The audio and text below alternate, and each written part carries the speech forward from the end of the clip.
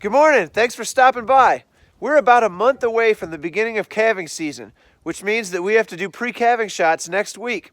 So I've been working in the barn, doing a major overhaul on the working chute to make sure it's easy to get these cows through there in a stress-free manner to get these pre-calving shots done.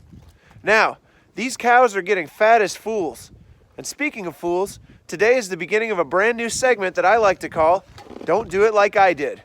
A lot of times when people screw up, they try to sweep it under the rug and hide the evidence so that nobody knows what dumb thing they just did.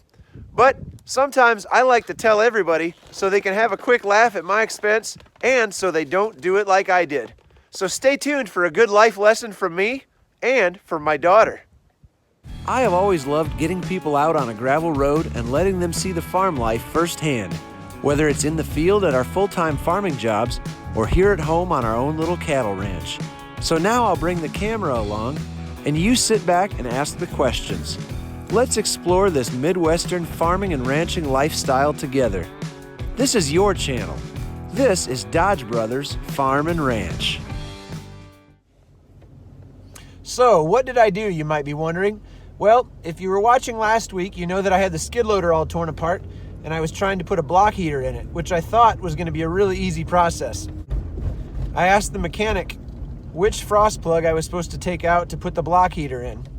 Now, for those of you that don't know what a frost plug is, it's the part that fills in the hole in the casting where they suck the sand out when they made the engine block. A lot of people call them freeze plugs and frost plugs, but they actually have nothing to do with protecting the engine from freezing your coolant. So don't rely on them to keep you from breaking your engine block. But anyway, I asked the mechanic that was there at the Case dealership which frost plug to take out to put the heater in. And he said it didn't matter, but his recommendation was to put it in one of the center frost plugs so that it would disperse the heat from the middle of the engine block, which I thought sounded like a great idea. So I went home and I found the plug that I thought I could get out, and it turns out that it was really hard to get out.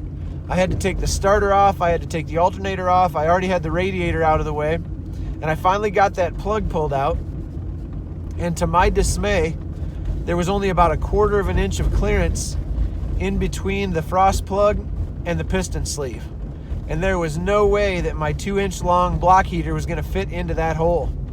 So I called my buddy Charlie, who's a mechanic, and I told him the situation that I was in. And Charlie said, oh yeah, pretty much every engine has just one spot where you're supposed to put the block heater. And he gave me a website to look up the particulars for the engine that I was working on. As it turns out, there is one spot. There's a frost plug on the front of the head on the flywheel side of the engine where it indicates that you're supposed to put the block heater in at a 2 o'clock angle. It has to go at the right angle or it won't fit in. So it's very specific. So I managed to get it done. It was a lot of work. I thought I was gonna have to take the cab off at one point or pull the engine, but I finally managed to get it done. There was about 2 or 3 inches of clearance between the cab and that frost plug, and it was really hard to get that out and get the block heater in there. But I managed to get it put back together and got it running. I was very happy. And I was sitting in my easy chair, thumbing through the manual for the skid loader, looking up something completely unrelated, and I stumbled across this page. They actually described the location of the block heater in the owner's manual. Guys, I'm not sure I even need to tell you the moral of this story. I could have saved myself almost an entire day of work. I did not need to take the alternator and the starter off. I did not need to have to make a special trip to get a special frost plug to fill in the hole that I made that I didn't need to make. There's a whole lot of extra stuff that I did that I wouldn't have had to do if I would have just read the manual first. I know it seems really obvious, but there's my lesson for Don't Do It Like Me Day number 1. Now, I bet you're wondering what my daughter learned this week. Why don't you tell everybody why your tongue was bleeding the other day, huh? I was trying to get some snow off the bale ring and I missed the snow and I got the bale ring and my tongue got stuck on the bale ring. So your tongue got stuck on the bale feeder. How did you get it unstuck? I had to pull and pull like this. So what do you think you learned from this? Never stick your tongue on a hard metal cold surface in the winter. That's real good advice, folks. Now, obviously, my daughter has never seen the Christmas Story, but she managed to learn that lesson on her own. As for me, I'm glad I got that skid loader up and running because we've gotten a lot of snow in the last couple weeks.